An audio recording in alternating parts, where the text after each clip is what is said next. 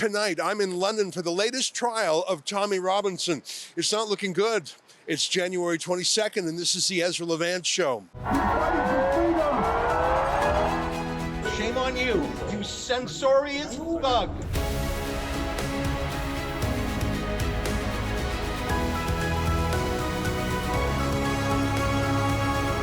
I'm standing outside the Westminster Magistrates Court. There's so many different ancient courts in this country with peculiar names. Westminster, of course, is a district, a jurisdiction of its own, right in the heart of London. You've probably heard of Westminster Abbey or the Palace of Westminster, which is a fancy name for the Parliament buildings. It's at this court that Tommy Robinson has been brought to answer the most bizarre accusations, something that reminds me of how Canada has been treating trucker protesters. It started a few months ago. You might remember I came to London for the massive pro-Hamas protests in the streets when probably 100,000 people were chanting for genocide and intifada and death to the Jews. Remember that?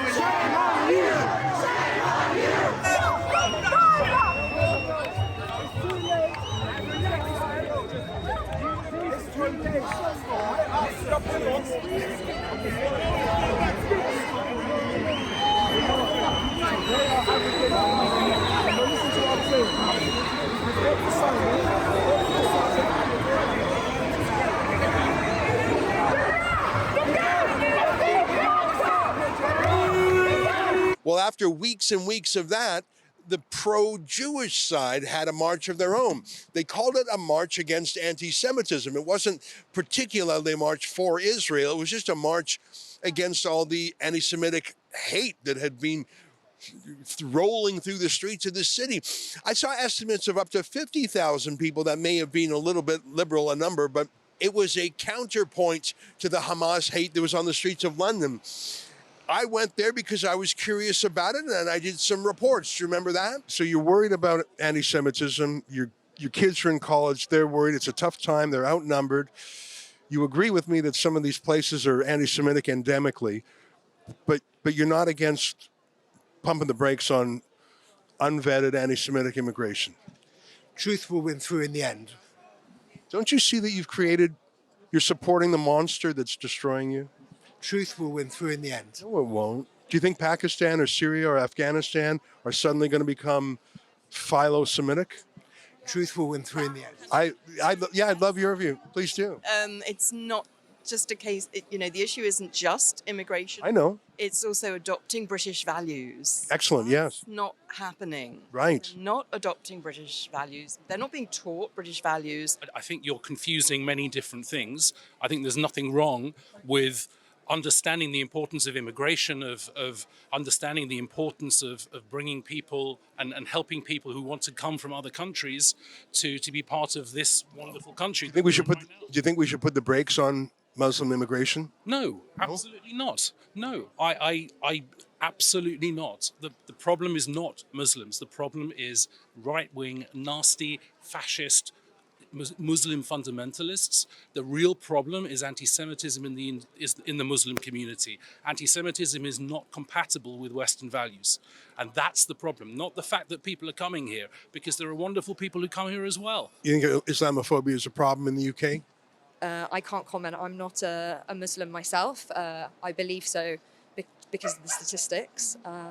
There's rising hate, I think, across the spectrum. I'm here particularly against anti-Semitism because it's a disproportionate amount in comparison to the Jewish community. So I stand in solidarity with Jews all over the world. Well, I wasn't the only one reporting that day. My old friend and colleague, Tommy Robinson, who used to work for Rebel News, but now has his own platform called Urban Scoop, he was there too with a cameraman. And I didn't know that. I went to this pro-Israel or march against anti-Semitism. I went there a little bit early, and there was a coffee shop, and who's in the coffee shop but Tommy Robinson? It was an astonishing coincidence, but not actually a coincidence at all, That's where everyone who went really early was hanging out. Tommy told me after we said our hellos that the police had come to him and told him he must leave. Tommy said, I've done nothing wrong. I'm just literally having my breakfast in a coffee shop. As you can see, I've got my microphone and my cameraman. I did nothing wrong. I've committed no crime. I don't want to leave. But they said that one of the organizers of the March Against Anti-Semitism, named Gideon Falter, a left-wing Jewish activist, put his left-wingedness ahead of his Jewishness and said to the cops, I don't like Tommy Robinson. He makes me feel, quote, tense. Well, a lot of things make me feel tense. One of them was 100,000 pro-Hamas marchers through the streets of London. Gideon Falter didn't ask police to clear them out, and the police didn't have the means or the motive to do so. But Tommy Robinson and his cameraman, they were easy pickings. And so with no crime committed, the police essentially told Tommy to scram. They gave him a dispersal notice, which is a weird thing. If you look at the word disperse, that's, disperse a crowd. There's 50 people, disperse the crowd. How does one person disperse? What a laugh.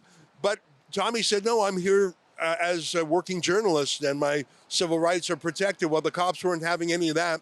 I don't know if you remember, but I was standing right there because, of course, I was chatting with Tommy and I could see the police sort of eyeballing things. It was very peaceful. It was very calm. And people who saw Tommy, they were sort of excited because they know he's a powerful communicator and they know he's from a different world. The Gideon Falters of the world and all the fancy pants who were there, they're middle class or a little bit, I don't know my class structure in the UK, but they were the fancy people, the good people, the righteous people, the wealthy people, the powerful people. But to have an ally in Tommy Robinson, who's a working class Brit, who is from the north, who has a bit of an accent as opposed to the Queen's received pronunciation. I think a lot of Jews at that rally thought it's nice to have some allies because so many of the woke professor class have gone full anti-Semitic. So I was there and I didn't hear a single voice raised against Tom. And I'm telling you, I was a foot away from him. In fact, when the police finally made their move against Tommy, the Jews said, shame on you to the cops. Here, take a look. Leave him alone! You're out of order! Leave him alone! Leave him alone!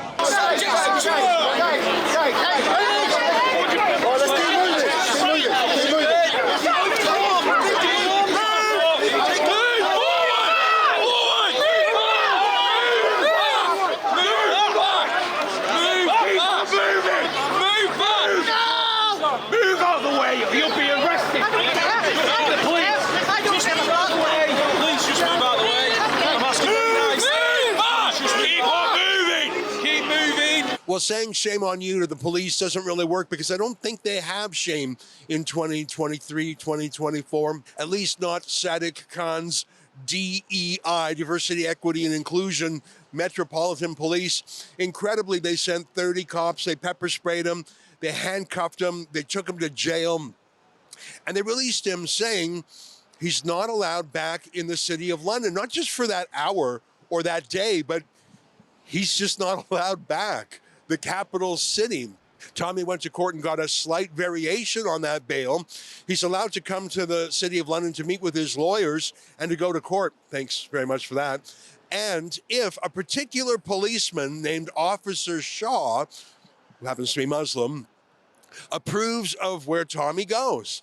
And Tommy told me last night that he has said to this Officer Shaw, I'd like to meet this particular member of parliament, Andrew Bridgen. And Officer Shaw said, no, just because I'm the cop and I suddenly have the power of a judge. I've never heard of that before. Have you ever heard of that? Where a policeman who is probably antipathetic to Tommy ideologically anyways, gets to vet Tommy's personal life, who he meets with. And I've never heard of an MP, and I understand Tommy also wants to meet with a peer, a member of the House of Lords.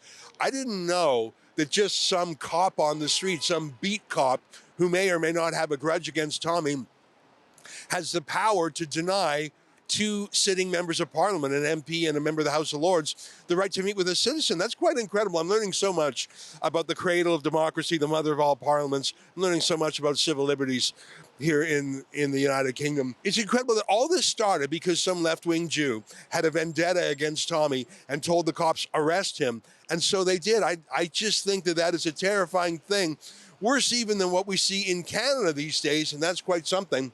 So today's hearing was to set a formal trial for Tommy's appeal of this order, and also to seek a variation on those bail conditions that he has right now.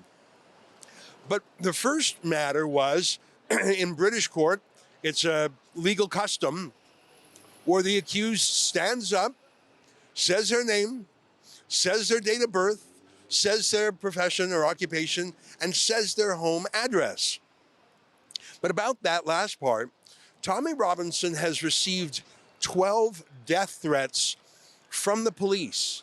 And what I mean by that is the police intelligence, the national security intelligence, through tips or sources or surveillance, have 12 realistic, imminent, actionable warnings of death threats. So it's not just some guy on Twitter saying, I'm going to kill you. It's not just something like that. It's something in the UK called an Osman warning.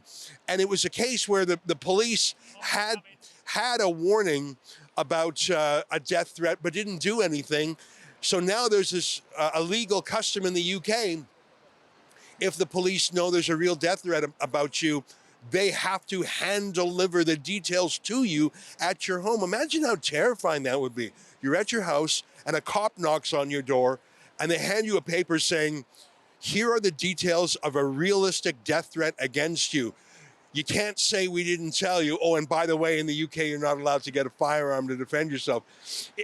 And Tommy Robinson has received 12 of these Osman warnings, and his wife, Jenna, has received 3 of them. So you can imagine why Tommy didn't want to stand up in open court with a pack of media jackals there and say his home address, which is confidential.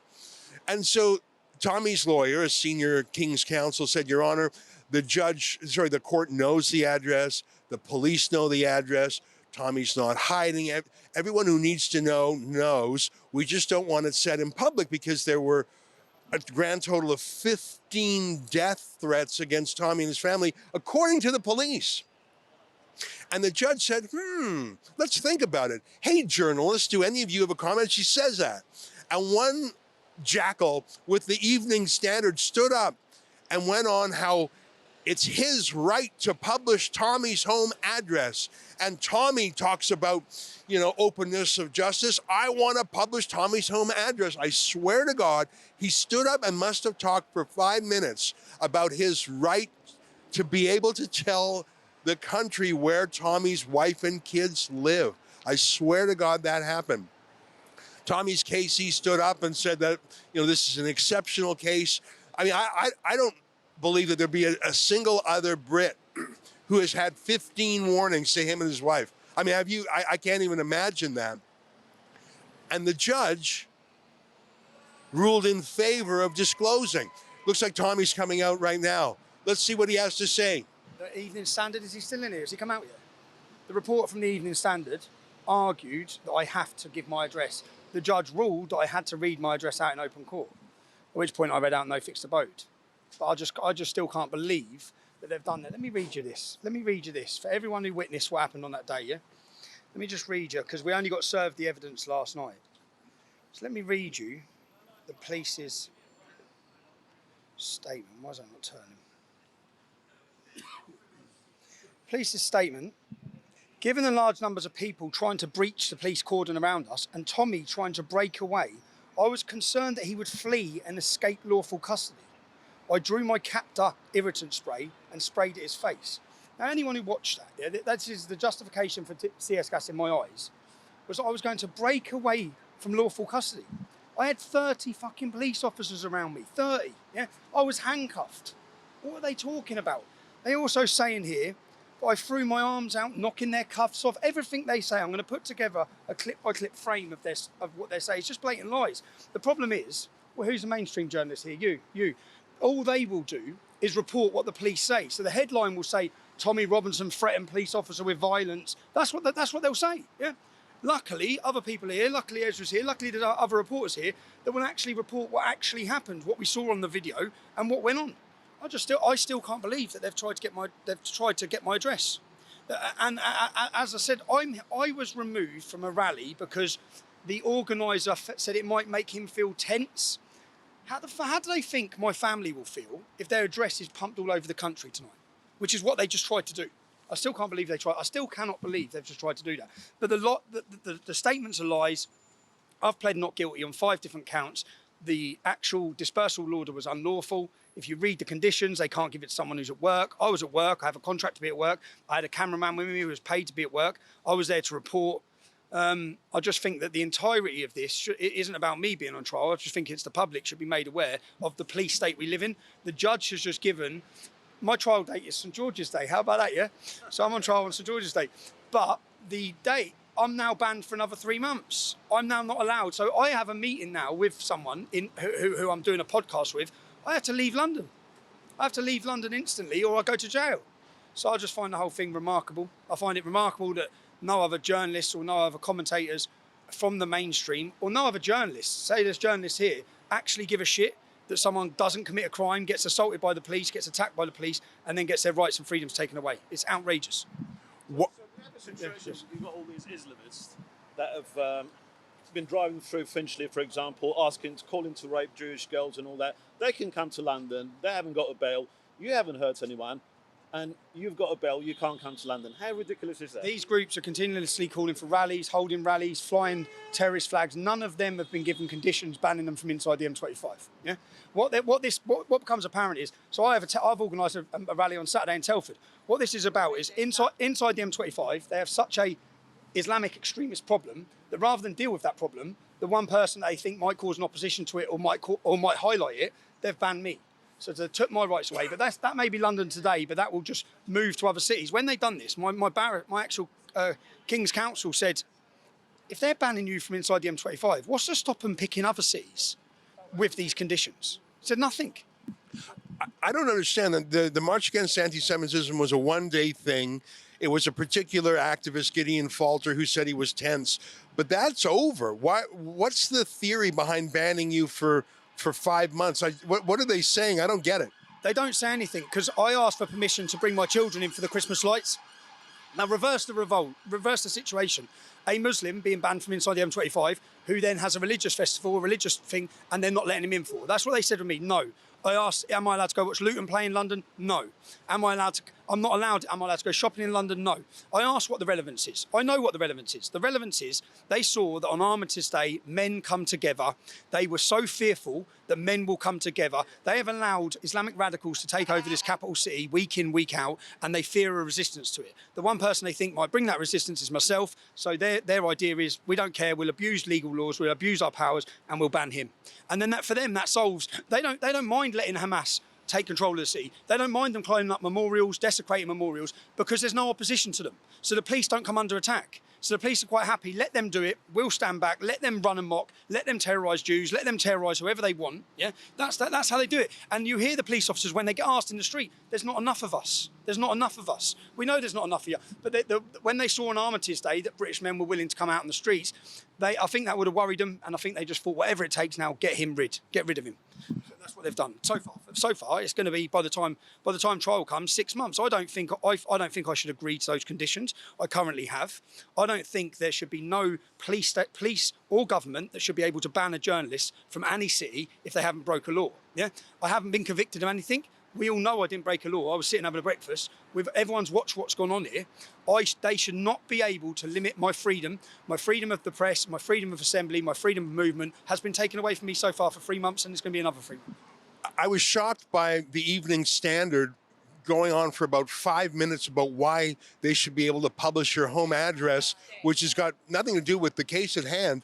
But I assumed that the judge would have said, well, this is an extreme case, 15 death threats to you and your missus.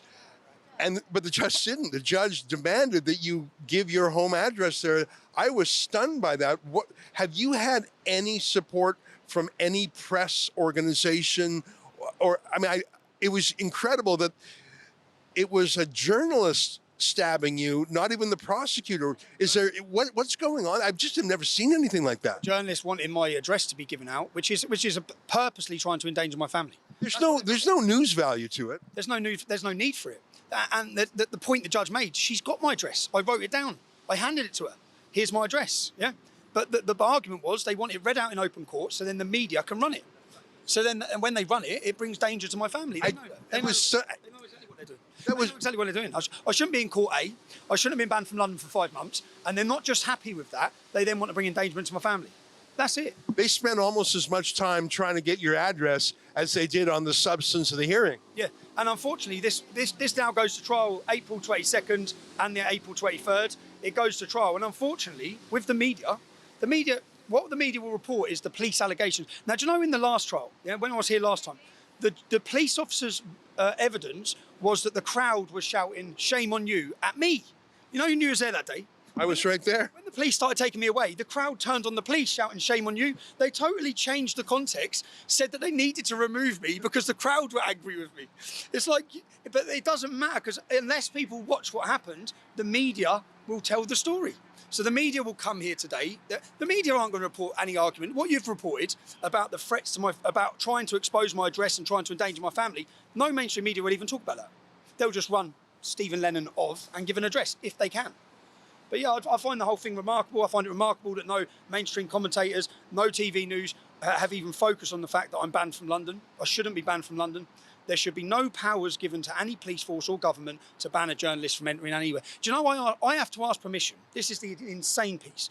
We went to court. So far this has cost me £24,800. Yeah? £24,800 because they attacked me. So this is part of a lawfare strategy that's put on people. Any activist or any journalist that come out, this lawfare has been directed. If you look at Alex Jones' case, £1 billion, it's like, even if he was in the wrong, £1 billion, like, it's lawfare. Yeah, you're tying us up legally, you're tying us up financially, but no one seems to give a shit about it. No other mainstream commentators, no other media seem to care about it, but they shouldn't be able to do it. And it's cost £24,000. And I've appealed and asked to come into London. And when I took it to the judge to say, I want to come into London, I then have to apply to DC Shah, a Muslim police officer, and I applied for 3 meetings. One was to an event where Andrew Bridgen was, an MP. Another one was Carl Benjamin.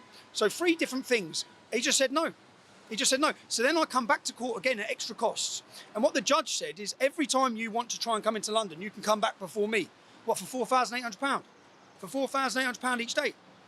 It's like they basically took my rights. But what people are witnessing now, they've done this since 2009. Since my activism with the English Defence League, I wasn't allowed to send an email, wasn't allowed in a group of 3 or more people, all on bail. This isn't court orders, this is all conditions given on bail for stupid little charges, which is what they've done now. My point is, if I'd have pled guilty today, I'd have got probably maximum 3 months, but I'd probably get a fine, yeah? And then I can go in London tomorrow. But instead, I'm not guilty. I didn't do anything wrong. They acted unlawfully, not me. They caused a breach of the peace, not me. And now I await trial. So I'll go to trial now. There'll probably be another £10,000-15,000 costs. It's insane. It's insane. I'll say a thank you to anyone who's watching this who has supported my legal costs. And what I'm trying to do here is I'm putting together a documentary about this. And I want it to be not me on trial. I want the British police state to be on trial. I want the public to watch what they've done. I want them to see the cost of fighting for freedom. And I want everyone to see that I'm exhausted every legal avenue with the best counsel you can get. So the best defence teams you can get, I've exhausted every avenue to try and get my rights back. Again today, I've been refused again. I do not agree to being banned from my capital C. I do not accept 6 months of not being able to report on issues that are important to not just me, but to you in the capital C. So I'm going to go away. I've got a very important date next Saturday in Telford, and then I'm going to evaluate where I go next with this case. Well, there you have it, a scrum outside the Westminster Magistrates Court with Tommy Robinson and a number of citizen journalists. Earlier, I saw a photographer from the AFP. That's the it's a wire service. He was just here for a photo. Like I say, there were other reporters in the court. There was someone from PA, Press Association, which is their version of the Canadian press in Canada. But I just can't get over that reporter from the Evening Standard who stood up like it was his court. Like here's how it went. Tommy was asked for his address. The King's Counsel stood up and said, Your Honor, 12 Osmond warnings for death threats for him, 3 for his wife. It's an extreme circumstance. You have his address. We never say it. That's why. The judge looked to the audience and said, does anyone have something to say? And imagine being the journalist who hops up and say, yeah, I do. Hi. Can I have something to say? It's not my hearing. It's not my trial. My liberty isn't in danger. But I really got something to say because I hate that Tommy, and I want to be able to tell his address to people, even though there's no public interest. And I swear to God, he talked for 5 minutes. And the judge went back and forth. And in the end, the judge ordered Tommy to give his address. He said no fixed address, which was quick thinking. But could you possibly trust that journalist with anything he says about this court? If he said it was raining out, if he said the sky was blue, I wouldn't trust him. And that is the regime media. And people say, Ezra, why are you flying in from Canada to cover Tommy Robinson? It's because he is the pointy edge of the spear for freedom of speech battles in the United Kingdom. I also like the guy who used to work for us, as you know. But just astonishing. This was supposed to be a fairly quick hearing today, and I suppose it was. We were in the room for just about an hour. But as Tommy said in his scrum there, imagine being banned from London for essentially 6 months. And for what? Because someone at a march said, that guy makes me feel tense. Even if that was true, that's not a reason. I mean, I didn't know police took instructions like that, but that march is over. Why is Tommy banned from going into the city today? Why is he banned from meeting with MPs? Why does he have to disclose his meetings and appointments to the police and ask their permission? I just find it astonishing. You know, when I went to law school, we looked up to the United Kingdom. We looked up to British law. In fact, if you don't know, the United Kingdom used to be the court of final appeal for Canada. I don't know if you know this, but it was only in the last century that Canada's Supreme Court became the final word on the law in Canada. Appeals went to the Judicial Committee of the Privy Council. British law lords were the final say. So when I was in law school, we looked up to the Brits. We read the great British cases. Canada inherited a lot of British law. To this day, British legal cases are persuasive in Canada. And so here I am, and I've been to the Old Bailey and the Royal Courts of Justice, and I've been to courts in Luton and Peterborough, as they say, Peterborough. And here I am in Westminster. And I have to say, there are some brilliant judges, and the Court of Appeal ruling that threw out Tommy's conviction a few years ago was a tour de force. But what I saw in there today was deeply depressing. The journalist, the prosecutor, the police, and the judge. I'm worried. There's a 2-day hearing coming up in April 22 and 23. I'm going to check my schedule. I'm going to do my best to come out here. Wouldn't that be astonishing if they convicted him of what? Of being one person who doesn't disperse. That's just, the word disperse does not, that's like one ball, disperse a ball. How? It's like, it just disperses about a multiple of things. Incredible. Anyways, I thought I would come through London before going home. I was in Switzerland covering the World Economic Forum. And so it made sense to come here, and I'm going to go back to Toronto tonight. I'll be in the studio in Toronto tomorrow. It'll be great to be home. I've been away for so long. Sometimes people say, Ezra, why are you traveling so much? Well, maybe it's because I was locked up with Trudeau's vaccine no-fly list for 2 years, and I had to scratch that itch, but that's not actually why.